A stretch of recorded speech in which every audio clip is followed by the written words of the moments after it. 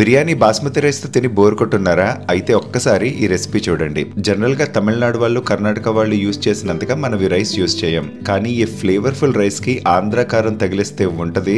సరే, నేను చెప్పడం ఎందుకు, కానీ రెసిపీ చూసి మీరే కామెంట్ చేయండి. ఇప్పుడు మేము చిట్టుముత్యాల రైస్ తో రొయ్యల బిర్యానీ చేస్తున్నాం. దీనికి కొలత ఏంటంటే ఈక్వల్ పోర్షన్ లో రైస్ అండ్ ప్రాన్స్ తీసుకోవాలి. మేము ఈ రోజు ఒక అరకిలో బియ్యానికి అరకిలో ప్రాన్స్ తీసుకున్నాం. ముందుగా రైస్ బాగా వాష్ చేసుకుని పక్కన డ్రైన్ చేసి పెట్టుకోవాలి. పులావ్ లో రైస్ ని వేయించాలి. ఆ టైం కి రైస్ పొడి పొడిగా ఉండాలి. ఇది ఇంపార్టెంట్ పాయింట్, నోట్ చేసుకోండి. నెక్స్ట్ దీనికి ఒక మసాలా కావాలి. 1 ఇంచ్ అల్లం, 5 to 6 వెల్లుల్లి రబ్బలు, 2 లవంగాలు, 1 టేబుల్ స్పూన్ ధనియాలు, హాఫ్ టేబుల్ స్పూన్ జీలకర్ర, 1 టీ స్పూన్ గసగసాలు, కొంచెం చెక్క, 2 ఇలాచీలు వేసుకుని మెత్తగా పేస్ట్ కొట్టుకుని ఉంచండి. అలాగే ఇంకో పక్క ప్రాన్స్ కూడా శుభ్రంగా క్లీన్ చేసి పెట్టుకోండి. ఇక్కడ కింగ్ ప్రాన్స్ డిఫరెంట్ సైజెస్ లో దొరుకుతాయి. మేము లార్జెస్ట్ సైజ్ తీసుకున్నాం. ఇవి కిలోకి 20 వస్తాయి. నెక్స్ట్ ఒక బాండి తీసుకుని అందులో ఆయిల్ వేసుకుని బిర్యానీ మసాలాలు మీ దగ్గర ఉన్నవన్నీ వేసుకోండి. కొంచెం వేగిన తర్వాత ఒక పెద్ద సైజు ఉల్లిపాయని నిలువుగా కోసుకుని వేసి బ్రౌన్ షేడ్ వచ్చే వరకు వేయించాలి. తర్వాత ప్రాన్స్ వేసేయండి. దాంతో పాటు పుదీనా, కొత్తిమీర, పచ్చిమిర్చి, అలాగే టేస్ట్ కి సరిపడా ఉప్పు, కారం వేసుకుని ముందుగా చేసుకున్న మసాలా పేస్ట్ కూడా వేసేయండి.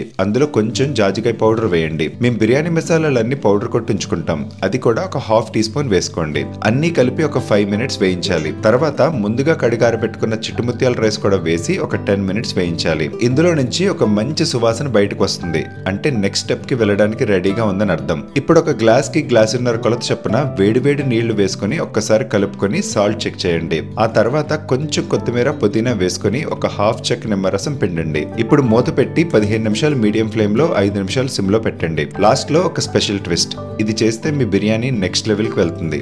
బాగా రాచుకున్న బొగ్గు తీసుకుని ఒక బౌల్ లో పెట్టి అందులో కొంచెం నెయ్యి వేసుకుని ఆ తర్వాత ఆ బౌల్ ని బిర్యానీ బాండీలో పెట్టి వెంటనే మూత పెట్టేయండి. ఆ స్మోకీ ఫ్లేవర్ అంతా బిర్యానీకి పట్టాలి. సో ఒక 10 మినిట్స్ అలా వదిలేయండి. ఇప్పుడు ఫైనల్ గా సర్వ్ చేసుకుని బిర్యానీ ముద్దకొక ముక్క నంచుకుని తింటే ఉంటది. ఆ ఫీలింగ్ నాకన్నా మీరు చెప్తేనే బాగుంటుంది. సో ఒకసారి ఈ రెసిపీ ట్రై చేసి టేస్ట్ ఎలా ఉందో కామెంట్ చేయండి.